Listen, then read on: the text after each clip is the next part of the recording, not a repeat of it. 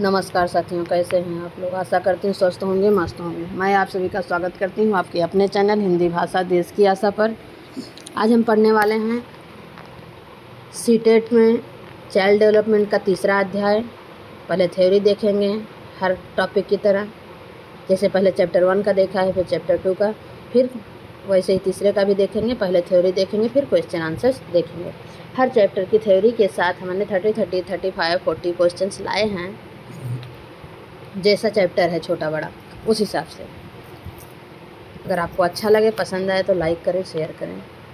और हमारे चैनल पर सीटेट के सारे टॉपिक्स, सारे अध्याय, थ्योरी और क्वेश्चन आंसर दोनों फ्री में कराए जा रहे हैं। स्टार्ट करते हैं। आनुवंशिकता एवं वातावरण का प्रभाव। चाइल्ड डेवलपमेंट में तीसरे अध्याय का नाम है आनुवंशिकता एवं वातावरण का प्रभाव। अगर आपके पास सिलेबस रहेगा तो आपको ये टॉपिक मालूम होंगे। स्टार्ट करते हैं।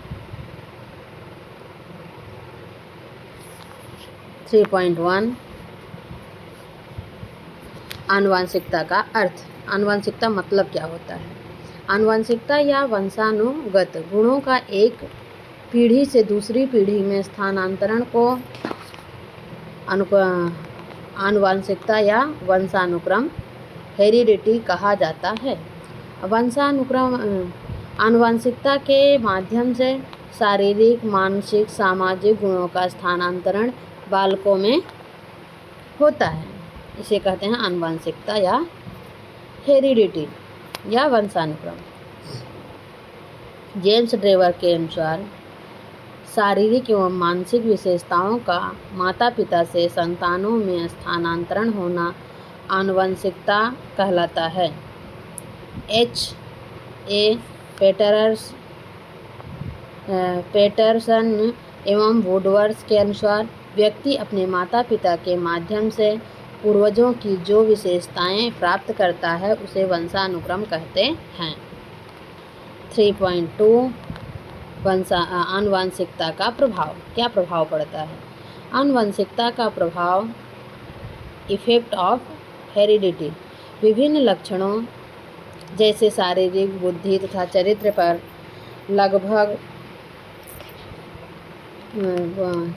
अलग अलग पड़ता है।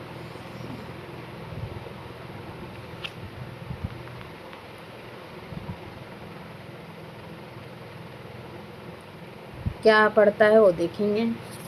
पहला पॉइंट, शारीरिक लक्षणों का पर प्रभाव। हेरिडिटी का या वंशानुक्रम का क्या प्रभाव पड़ता है, पॉइंट वाइज देखेंगे। पहला पॉइंट है शारीरिक लक्षणों पर प्रभाव, दूसरा है बुद्धि पर प्रभाव। आगे देखेंगे क्या है। पहले शारीरिक लक्षणों पर प्रभाव देख लेते हैं। बालक के रंग, रूप, आकार, शरीर गठन, ऊंचाई इत्यादि के निर्धारण में उसके आनुवंशिक गुणों का महत्वपूर्ण योगदान होता है। अधिकांश जुड़ाव भाई द्वियुग्म होते हैं जो पृथक युग्मजों से विकसित होते हैं। यह भाइयों जैसे जुड़वा भाई और बहनों की तरह मिलते जुलते होते हैं, परंतु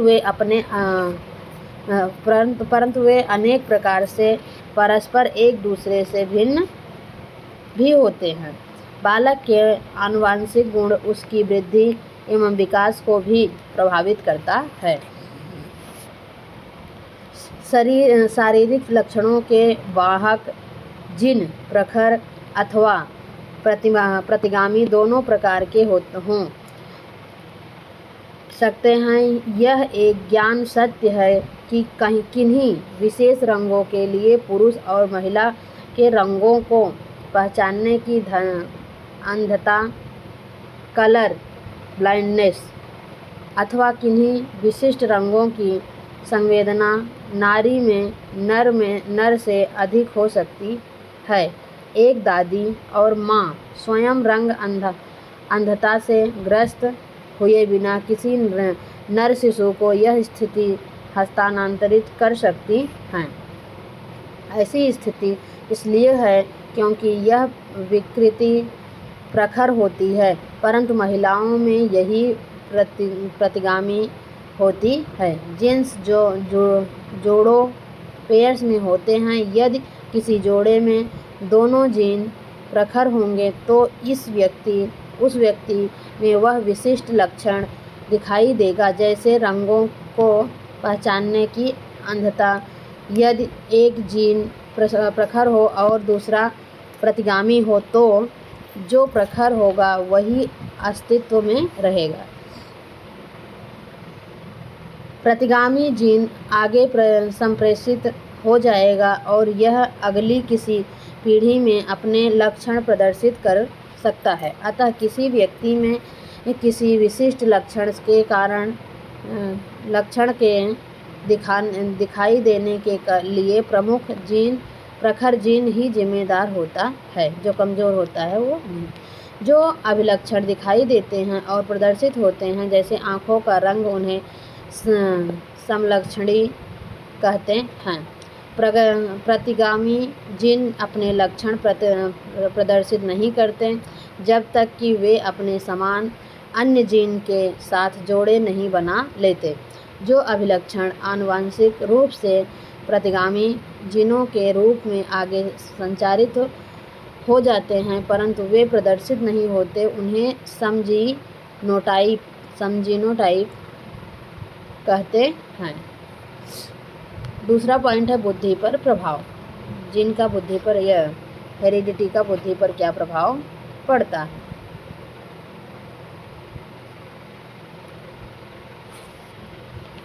बुद्धि को अधिक लर्निंग की योग्यता, समायोजन योग्यता, निर्णय करने की या निर्णय लेने की क्षमता इत्यादि के रूप में परिभाषित किया जा सकता है।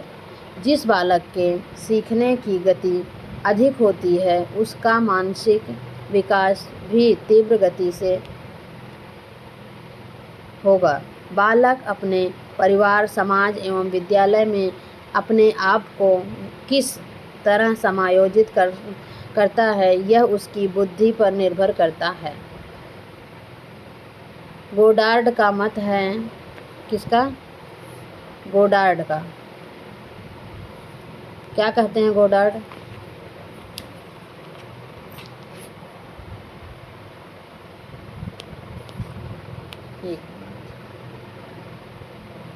गोडार्ड का कहना है कि मंद बुद्धि माता पिता की संतान, मंद बुद्धि और तीव्र बुद्धि माता पिता की संतान तीव्र बुद्धि वाली होती है।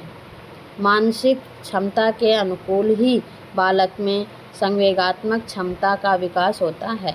बालक में जिस प्रकार के संवेगों का जिस रूप में विकास होगा वह उसके सामाजिक, मानसिक, नैतिक, शारीरिक तथा भाषा संबंधी विकास को पूरी तरह प्रभावित करने की क्षमता रखता है। यदि बालक अत्यधिक क्रोधित या भयभीत रहता है अथवा यदि उसमें ईर्ष्या एवं वैमनस्य की भावना अधिक होती है तो उसके विकास की प्रक्रिया पर इन सब का प्रतिकूल प्रभाव पड़ना स्वाभाविक ही है। संवेगात्मक रूप से असंतुलित बालक पढ़ाई में या किसी अन्य गंभीर कार्यों में ध्यान नहीं दे पाते, फलस्वरूप उनका मानसिक विकास भी प्रभावित होता है। तीसरा पॉइंट,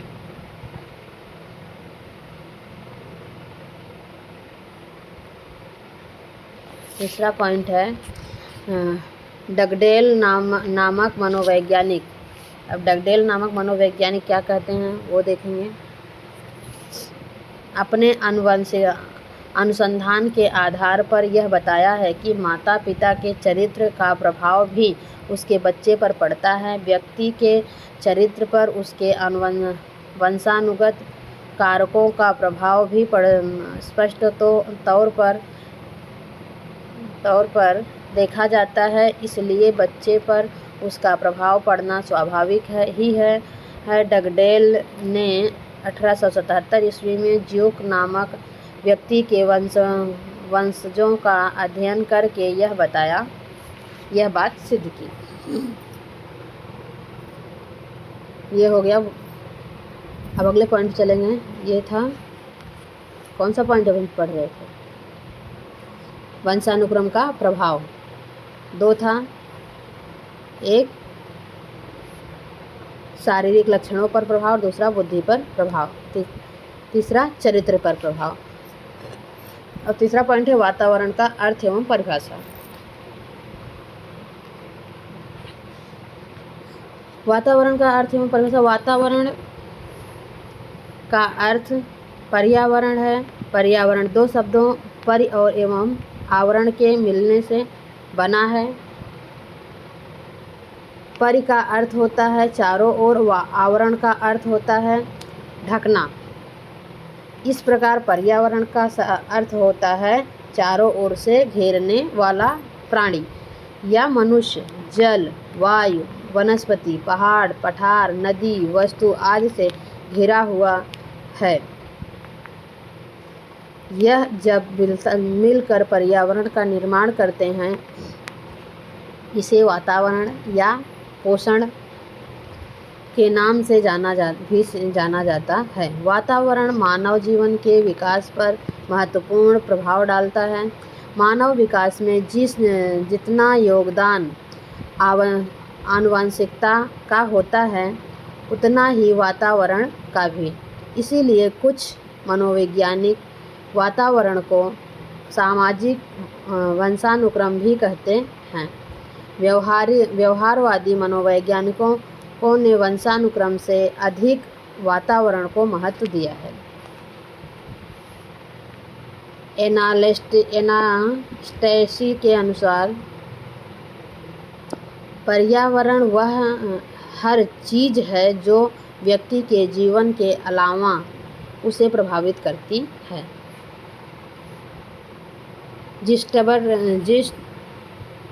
जिसबर्ट के अनुसार जो किसी एक वस्तु को चारों ओर से घेरे हुए तथा उस पर प्रत्यक्ष प्रभाव डालता है, वह पर्यावरण होता है। इसके बाद हॉलैंड के अनुसार एवं हॉलैंड के साथ डगलास के अनुसार जीव जगत के प्राणियों के विकास, परिपक्वता, प्रकृति, व्यवहार तथा जीवन शैली को प्रभावित करने वाले बाह्य समस्त शक्तियों, परिस्थितियों तथा घटनाओं को पर्यावरण में सम्मिलित किया जाता है और उन्हीं की सहायता से पर्यावरण का वर्णन किया जाता है। चौथा पॉइंट, वातावरण का प्रभाव। पहला, वातावरण के संदर्भ में निम्नलिखित प्रभावों का वर्णन निम्न प्रकार से किया जा सकता है। पहला, शारीरिक अंतर का प्रभाव। दूसरा, प्रजाति की श्रेष्ठता पर प्रभाव। पहला देखेंगे, शारीरिक अंतर का प्रभाव। व्यक्ति के शारीरिक लक्षण वैसे तो वंशानुगत होते हैं, किंतु इस प्रकार वातावरण का प्रभाव स्पष्ट रूप से देखा जा सकता है। पहाड़ी क्षेत्रों में रहने वाले लोगों का कद छोटा होता है, जबकि मैदानी क्षेत्रों में रहने वाले लोगों का शरीर लंबा एवं गठीला होता है। अनेक पीढ़ियों से निवास स्थल में परिवर्तन करने के बाद उसके उपरोक्त लोगों के कद एवं रंग में अंतर वातावरण के प्रभाव के कारण देखा गया है। दूसरा पॉइंट है प्रजाति की श्रेष्ठता। प्रजाति की श्रेष्ठता क्या है? कुछ प्रजाति की बौद्धिक श्रेष्ठता का कारण वंशानुगत न होकर वातावरणीय होता है। वे लोग इसलिए अधिक विकास कर पाते हैं क्योंकि उनके पास श्रेष्ठ शैक्षणिक व सांस्कृतिक एवं सामाजिक वातावरण उपलब्ध होता है। उदाहरण स्वरूप, यदि एक महान व्यक्ति के पुत्र को ऐसी जगह पर छोड़ दिया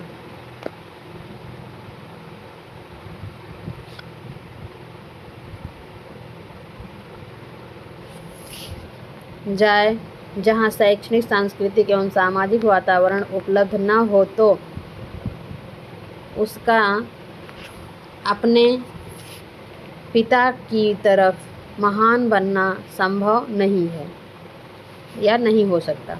तीसरा पॉइंट, व्यक्तित्व पर प्रभाव। किस पर? व्यक्तित्व पर। व्यक्तित्व पर प्रभाव क्या है? व्यक्ति के निर्माण के वंशानुक्रम की अपेक्षा वातावरण का अधिक प्रभाव पड़ता है। कोई भी व्यक्ति उपयुक्त वातावरण में रहकर अपने व्यक्तित्व का निर्माण करके महान बन सकता है। ऐसे कई उदाहरण हमारे आसपास देखने को मिलते हैं, जिसमें निर्धन परिवार में जन्मे व्यक्ति भी अपने परिश्रम एवं लगन के श्रेष्ठता प्राप्त करने में सक्षम हो जाते हैं। न्यूमैन, फ्रीमैन एवं और होल्जिगर ने इस बात को साबित करने के लिए 20 जुड़वा बच्चों को अलग अलग वातावरण में रखकर उनका अध्ययन किया। उन्होंने एक बच्चे को गांव के फार्म पर और दूसरे को नगर में रखा। बड़े होने पर दोनों बच्चों में पर्याप्त अंतर पाया गया। फार्म का बच्चा अशिष्ट, चिंताग्रस्त और बुद्धिमान था। उसके विपरीत नगर का बच्चा शिष्ट, चिंतामुक्त और अधिक बुद्धिमान था। अगला पॉइंट, मानसिक विकास पर प्रभाव। मानसिक विकास पर भी प्रभाव पड़ता है। गॉर्डन नामक मनोवैज्ञानिक का मत है कि उचित सामाजिक और सांस्कृतिक वातावरण नहीं मिलने पर मानसिक विकास की गति धीमी हो जाती है। उसने यह बात नदियों के किनारे रहने वाले बच्चों का अध्ययन करके सिद्ध किया कि इन बच्चों का वातावरण गंदा और समाज के अच्छे प्रभाव से दूर था। अध्ययन में पाया गया कि गंदे एवं समाज के अच्छे प्रभावों से दूर रहने के कारण बच्चों के मानसिक विकास पर प्रभाव की प्रतिकूल असर पड़ा है। 5वां पॉइंट, बालक पर बहुमुखी विकास।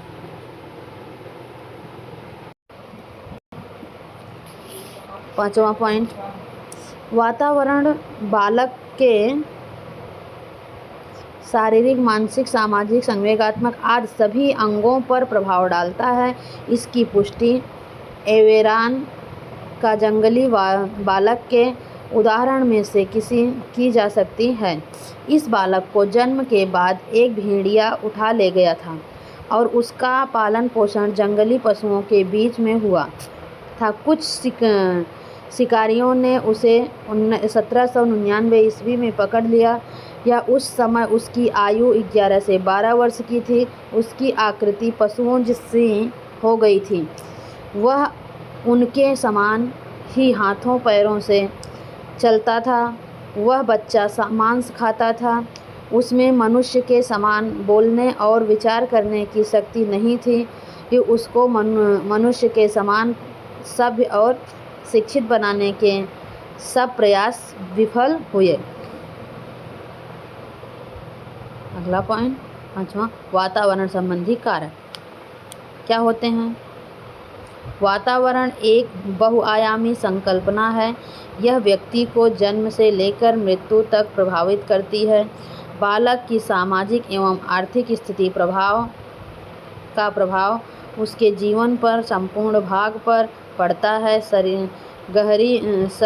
शहरी एवं ग्रामीण बालकों के बीच विकास के अंतर के संदर्भ में इसे समझा जा सकता है।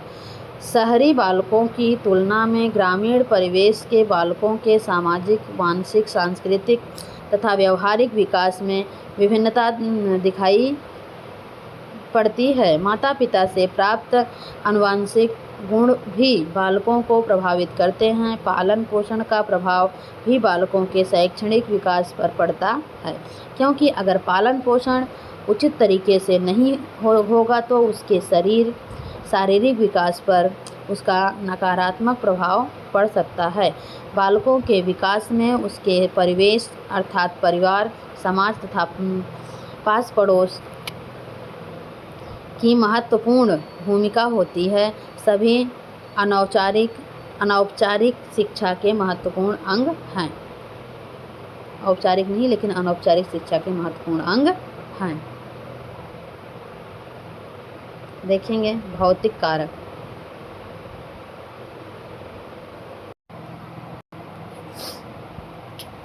अभी हम देखेंगे भौतिक कारक, फिर सामाजिक कारक, फिर आर्थिक कारक, फिर सांस्कृतिक कारक। स्टार्ट करते हैं। भौतिक कारक, फिजिकल फैक्टर। इसके अंतर्गत प्राकृतिक एवं भौतिक परिस्थितियां आती हैं। मनुष्य के विकास पर जलवायु का प्रभाव पड़ता है। जहां अधिक सर्दी पड़ती है या जहां अधिक गर्मी पड़ती है वहां मनुष्य का विकास एक जैसा नहीं होता। ठंडे प्रदेशों के व्यक्ति सुंदर, गोरे, सुडौल, स्वस्थ एवं बुद्धिमान होते हैं। धैर्य भी इनमें अधिक होता है, जबकि गर्म प्रदेश के व्यक्ति काले, चिड़चिड़े तथा आक्रामक स्वभाव के होते हैं। सामाजिक, ये तो था भौतिक प्रभाव। दूसरा सामाजिक प्रभाव। सामाजिक कारक जो है सोशल फैक्टर्स। मनुष्य एक सामाजिक प्राणी है, इसलिए उस पर समाज का प्रभाव अधिक दिखाई देता है। सामाजिक व्यवहार, रहन सहन, परंपराएं, धार्मिक रीति रिवाज, पारस्परिक अंतःक्रिया और संबंध आदि बहुत से तत्व हैं जो मनुष्य के शारीरिक, सामाजिक एवं बौद्धिक विकास को प्रभावित न किसी रूप में अवश्य प्रभावित करते हैं। तीसरा आर्थिक कारक, इकोनॉमिक फैक्टर। अर्थ अर्थात धन से केवल सुविधाएं ही नहीं अर्थात प्राप्त होती, बल्कि इससे पौष्टिक चीज़ें भी खरीदी जा सकती हैं, जिससे मनुष्य का शरीर विकसित होता है। आर्थिक वातावरण मनुष्य की बौद्धिक क्षमता को भी प्रभावित करता है। सामाजिक विकास पर भी इसका प्रभाव पड़ता है। चौथा पॉइंट, सांस्कृतिक कारक। सांस्कृतिक कारक क्या है? Cultural factors. धर्म और संस्कृति मनुष्य के विकास को गहरे स्तर पर प्रभावित करता है। हमारा खान पान, रहन सहन, पूजा पाठ, संस्कार तथा आचार विचार इत्यादि हमारी संस्कृति के विभिन्न अंग हैं। जिन संस्कृतियों में वैज्ञानिक दृष्टिकोण समाहित होता है उनका विकास ठीक ढंग से होता है, लेकिन जहाँ अंधविश्वास और रूढ़िवाद का समावेश है उस समाज का विकास अत्यंत मंद गति से होता है। पांचवा पॉइंट, आनुवांशिकता एवं वातावरण का शैक्षणिक महत्व। क्या महत्व है?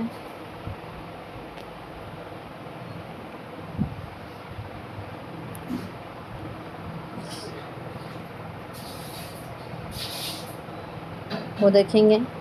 आनुवांशिक एवं वातावरण का शैक्षणिक महत्व। Educational importance of heredity and environment के संदर्भ में यह कहा जाता है कि ये दोनों आपस में इस प्रकार जुड़े हुए हैं कि इन्हें पृथक नहीं किया जा सकता तथा इनके बिना बालकों के विकास की कल्पना भी नहीं की जा सकती। बालक उसका विकास को गहरे स्तर पर प्रभावित करते हैं। आनुवांशिकता एवं वातावरण के शैक्षणिक महत्व को इस प्रकार समझा जा सकता है।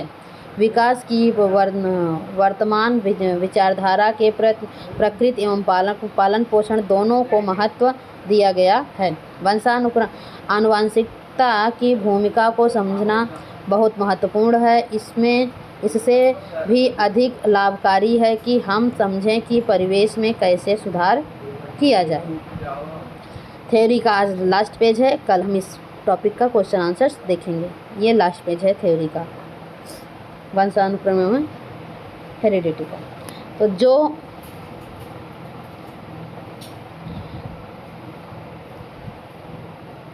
हो सकता है, हाँ, एक मिनट, किया जा सकता है उसका, ताकि बच्चे की आनुवंशिकता द्वारा निर्धारित सीमाओं के भीतर सर्वोत्तम संभावित विकास के लिए सहायता की जा सके। वस्तुतः बालक के संपूर्ण व्यवहार की सृष्टि वंशानुक्रम और वातावरण की अंतःक्रिया द्वारा होती है। शिक्षा की किसी भी योजना में वंशानुक्रम और वातावरण को एक दूसरे से पृथक नहीं किया जा सकता। शारीरिक, मानसिक, संवेगात्मक, सामाजिक सभी प्रकार के विकासों पर आनुवंशिकता एवं वातावरण का प्रभाव पड़ता है। यही कारण है कि बालक की शिक्षा भी इससे प्रभावित होती है। अतः बच्चे के बारे में इस प्रकार की जानकारियाँ उसकी समस्याओं के समाधान में शिक्षक की सहायता करती है। अगला पॉइंट, बालक को समझकर ही उसे शिक्षा दिशा निर्देश दिया जा सकता है।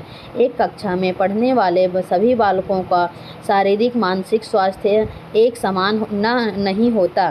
शारीरिक विकास मानसिक विकास से जुड़ा है और जिसका मानसिक विकास होता है उसकी शिक्षा भी अच्छी होती है।